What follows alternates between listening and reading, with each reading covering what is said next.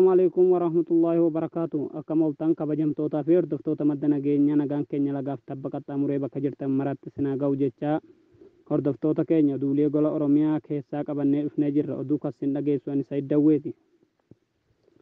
Fannoon Amaaraa hiriira gaggeessaa jiru. Hiriira kana irratti akka waan kophaa isaanii Tigraay cabsaniitti kabaja barbaadaa jiru. Lola kana irrattis fedhiin isaanii lafa saamuu akka ta'es ibsataa jiru. Lafa Oromoo Raayyaa fi Oromoota Walloo qaanyii takka malee keenya jechaa jiru. Raayyaan Walloodha, Walloonis Amaara jechuun olaantummaa hawwaa turan deebisanii Oromoo Walloo irratti fe'uuf dhidhiitataa jiru. Isaan akkas jedhanii Suudaan daangaa Itoophiyaa cabsuun lafa kiiloomeetira 200 ol waan ta'u qabatuun gabaafame. Lafti kun bara bulchiinsa Haile Sillaasee nurraa fudhatame jechuun kan dubbate yoo ta'u Suudaan duraan milishoota Amaaraatti irra taa'aa ture. Kanaaf Itoophiyaan yeroo lolaa keessoo ishiitti uummata Tigraay wal lolaa turtetti yeroo loltoonni irraa ka'anitti Suudaan carraa kanatti fayyadamuun akka qabatantu gabaafame. Kaaba Oromiyaa Walloo keessatti guyyoota darbe erga Abiyyi Ahmad paarlaamaa irratti as bahee dhimma lola Amaaraa fi Oromoo Walloo gidduutti naannoo Haxaayyee ifatti dubbatee oolee osoo hin buluun borumtaa isaa Amaaronni koree ragaa walitti sassaabu hundeessuu isheettu gabaafame. Haaluma kanaan koreen qabeenya Amaaraa manca'ee fi namoota Amaaraa irraa ajjeefaman qindeessee tika biyyoolessaaf kennuuf akka jiru simame. Koreen qabeenya manca'eef lubbuu darbe ragaa isaa sassaabuuf hundooftes haala kanaan gadiin kan jedhan tokkoffaan Ajillee Dhummugaa magaalaa Sanbatee irraa qaama poolisii keessaa nama tokko sababuma Amaaraa yoo ta'u amantiin Musliima yoo ta'u waajjira maallaqaaf tumsa diinagdee magaalichaa keessaa nama tokko sabaan Amaaraa yoo ta'u amantiin Kiristaana. Lammaffaa irratti aanaa Arxummaa Fursii keessaa immoo poolisii keessaa nama tokko kasabummaan isaa Amaara ta'ee fi amantiin isaa Kiristaana. Lammaffaa qaama milishaa keessaa sabaan Amaaraa yoo ta'u amantiin Kiristaana. Itti aansuun waajjira qonnaa keessaa nama tokko sabaan Oromoo yoo ta'u amantiin Kiristaana. Abbootii amantii Musliimaa keessaa nama sabaan Oromoo Walloo ta'e tokko. Sadaffaa magaalaa Kamisee keessaa immoo bulchiinsa kantiibaa keessaa nama tokko. Kolleejjii barnoota barsiisota Kamisee keessaa nama tokko. Poolisii magaalichaa keessaa nama tokko. Basaasummaaf ramadamee hoggansa godinichaa keessa kan jiruu fi akka milishaatti kan hojjetu tokko. Afuraffaan Dawwee Harawaa magaalaa Booraa irraa abbaa alangaa tokko. Waajjira barnootaa keessaa nama tokko. Seektara dubartootaa keessaa nama tokko. Haaluma armaan olii kanaan koree kana kan qabeenyaaf lubbuu Amaaraa yeroo lolaa sana bada qorachuuf koree dhaabbataniiru. Koreen kun iccitiidhaan waltajjii gaggeessaa jira. Erga koreen kun ragaa qindeessee tika biyyoolessaaf kennee booda aanaaf bulchiinsa Oromoo Walloo irraa namoota hedduu hidhaatti guuruu yookaan sassaabuu dhimma kana keessaa hoggansa bulchiinsa Oromoo Walloo obbo Ahmad San dabalatee qaamoleen hedduun gaaga'amuuf jiru jedhan keessa beektoonni. Hubachiisa qaamni iimeelii bulchiinsa godina Oromoo fi aanaalee godinichaa qabdan maraaf sheer taasisaatii gurra nuuf buusa osoo isaan Amaara waliin dhiichisanii Amaarri yakkaan hidhaatti isaan naquuf deema. Amaarri koree caffee keessatti osoo hin argin nama waraanuu feeti. Maqaa namoota aanaaf godina irraa koree ta'anii filaman kana haala seektara armaan olii kanaan gurra isin buusa. Ammasitti Oromoo Walloo dammaqaa ergaan darbee jira. Kutaalee Oromiyaa keessatti hidhaa fi halkan hidhamtoota mana hidhaatti baasanii bosona keessatti geessuun ajjeesuun itti fufee jira. Akka gabaafamaa jirutti ilmaan Oromoo mana hidhaa keessa jiran halkan nama hidhaadhaa halkan qaama kamiinuu baafamuu hin eeyyamu jechuun dubbatan. Ilmaan Oromoo halkan nu biraa fuudhaman ol nutti garagalchaa hin jiran waan ta'eef uummanni keenya kan mana hidhaa keessa jiru of eeguu qabdan jechuun ergaan darbe. Gama biraatiinis maatiin hidhamtootaa ilmaan isaanii ilaaluuf gama mana hidhaa ogguu imalan walirraa fageessanii akka walitti dubbisaa jirantu gabaafame. Nama barsiisaa Maatiyoos Baqqalaa jedhama.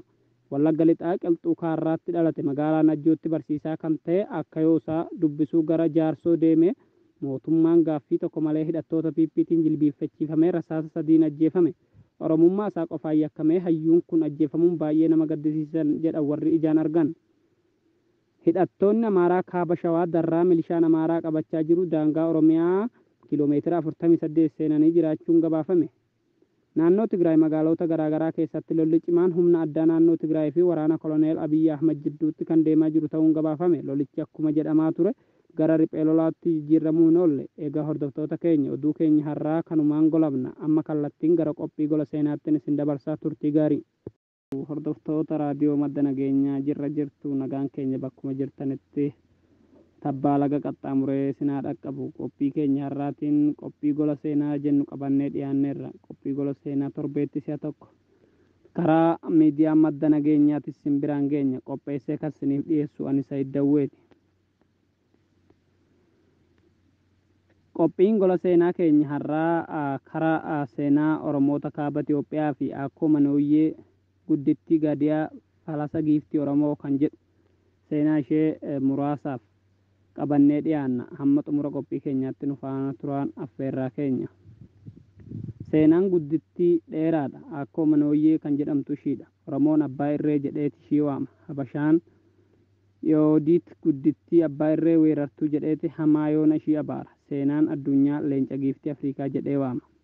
Gosni ishii Azaboodha. Azaboon Asaboo yookaan Ashaboo irraa dhufe. Jaarraa 9 keessa uummata ijaartee waraana qopheessitee mootummaa Aksum waraantee barbadeessitee aangoo qabattee waggaa 40 kaaba Itoophiyaa, Habashaa fi Oromoo bulchite. Eega ishiin duute mootummaan hidda Zaaguwee aangoo ishii dhaaleetu waggaa 333 kaaba Itoophiyaa, Oromoo fi Habashaa bulchaa ture. Maqaan Zaaguwee Ze'agaw yookaan Zehagaw irraa dhufe. Haagaw jechuun Haagaw jechuudha. Haagaw gosa Oromooti. Hortee Kuush jedhameetti waamama. Mootummaan Za'agwee waggaa 333 keessa nugusoota 11 qaba. Magaalli isaanii Roohaa jedhama. Roohaan Eddeessaatti jijjiirame. Habashaan Adeefaa jedha. Booda Laallibalaatti jijjiirame. Laallibalaa jechuun balaa ilaali jechuudha. Zaagween taaboota baay'ee ijaareeti amantaa Ortodoksii babal'isa ture. Taaboota Laallibalaa dhagaa tokkorraa soqsiisee kan ijaare nugusa Oromoo Laallibalaadha. Abbaa amantii Ortodoksii Oromoodha. Oromoon Nuubiyaa yookaan Tigraay fi Eertiraa keessa jiraatan kiristaana kan fudhatan waggaa 40 hanga 78 dhaloota Kiristoosiin dura keessa kan bara giiftiin Oromoo ganda kee gorsamee guddicha biyya bulchaa turtedha. Taaboota hangafa Itoophiyaa Tsiyoon Maariyaam kan ijaare gorsameedha. Habashaan Oromoo booda bara Izaanaa waggaa 493 amantii kiristaanaa fudhate. 300 keessa fudhatanni jedhamu soba. Ragaa በኢትዮጵያ የተደበቀ አፓርታይድ ድረስ bultoo hubachiisa gaz 573 isbaar 77 akka seenaan ragaa bahutti amantiin kiristaanaa handhuura yookaan heriteejii Oromooti. Amaara kan jedhamu durii calqabee parsantii 80 Oromoo afaan Gi'izii fi Amaariffaa dubbatudha. Afaan Amaaraa Gi'izii keessaa bahee Amaariffi jaarraa 9 keessa afaan Agaw jedhamee waamama. Ragaa early Amharic known as Agaw emerged around the 19th century as language of the Agaw people jedhu source encyclopedia of Africa history and culture page 40 yookaan fuula 14 irra Oromoon jaarraa 9 keessa siidaa akkoo Manooyyee gubbaatti Amaariffaan Ashamaa Azaboo jedhee barreesseera. Amaariffi Gi'izii kan Oromoo ta'uu bara. Uummanni Amaaraa jedhamu parsantii 80 Oromoodha. Jaarraa 12 dura kaasee Agaw Amaara dabalatee Oromoo kibba Gojjaamii fi kibba Shawaa amantii kiristaanaa barsiisaa ture. Ragaan the Zagwe dynasty power came from its large army which helped it suppress Christianity in the southern region of Gojjam and the Shawa population that included of Amhara received Christianity instruction. Source Encyclopedia of Africa History and Cultural page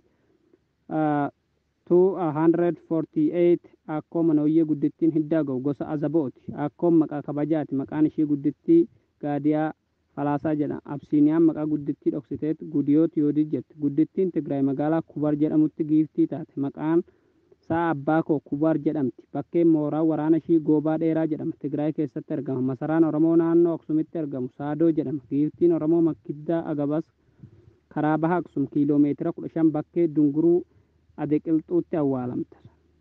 Maddi isaa source Itoophiyaa the unknown land page peejii yookaan fuula 244 293 289 by Stuart Munro Hay guddittiin uummata abboomtetti dhagaa hamma tulluu dhedheeratu baadhaa fidaa siidaa awwaalaa koo dhaabaa jette. Uummanni dhagaa gurguddaa argitan kana gammoojjii irraa baatee fideet siidaa 7 dhaabe. Guddittiin siidaa kana gidduu magaalaa Aksum irra karaa dhiyaa awwaalamte. Oromoon guddittii abbaa irree akkoo Manooyyee jedhee waama. Tigraay biyya Oromoo ture. Qopheessaa sagantichaan Sayyid Dawweeti. Waan waliin turtaniif galatooma.